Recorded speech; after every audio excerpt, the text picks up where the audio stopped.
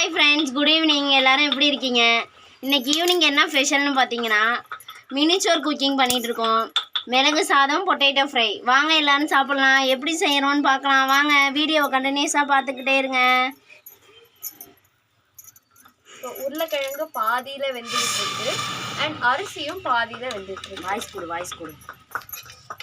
அதோட இங்கே வந்து பார்த்திங்கன்னா பெப்பர் ரைஸ்க்கு தேவையான கருவேப்பிலை, சின்ன வெங்காயம், அப்புறம் வந்து மசாலா, இது வந்து உருளைக்கிழங்குக்கான மசாலா, அப்புறம் வந்து காஞ்ச மிளகாய், உப்பு, இதெல்லாம் வந்து இங்கே வச்சுருக்கோம்.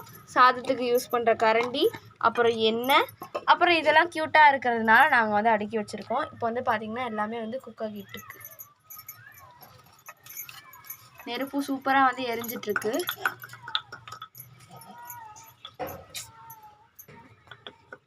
ஹாய். இந்த அடுப்பு வேறு சரியாக எரிய மாட்டேங்குது, என்ன பண்ணுறதுனே தெரில.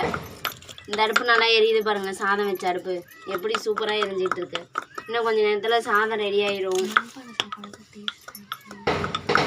மண்பானையில் சமைச்சு சாப்பிட்றது அது ஒரு டேஸ்ட்டு தான். யாருக்கெல்லாம் மண்பானை சாதம் சமைச்சு சாப்பிட்றது பிடிக்குன்னு மறக்காமல் கமெண்ட் பண்ணுங்கள்.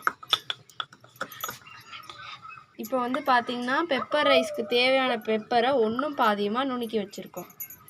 இப்போ 2 அடுப்புமே எரிய ஆரம்பிச்சிருச்சு. ரெட் ஹார்ட் கமெண்ட் போடுங்க. காய்ஸ், எங்களுக்கு வந்து சோதனையை பார்த்திங்களா, கரெக்டாக நாங்கள் சமைக்க ஆரம்பித்து கொஞ்ச நேரம் தான் ஆகுது. நீங்களே பாருங்கள். அதுக்குள்ளே வந்து இங்கே மழை வர மாதிரி இருட்டிகிட்ருக்கு. நாங்கள் இருக்கிறது மொட்டை மாடியிலனால சாரில் வச்சு அடுப்பு அணைஞ்சிருமோ அப்படின்ற ஒரு சின்ன பயம் வந்து எங்களுக்கு நடுவில் உருவாகிருக்கு.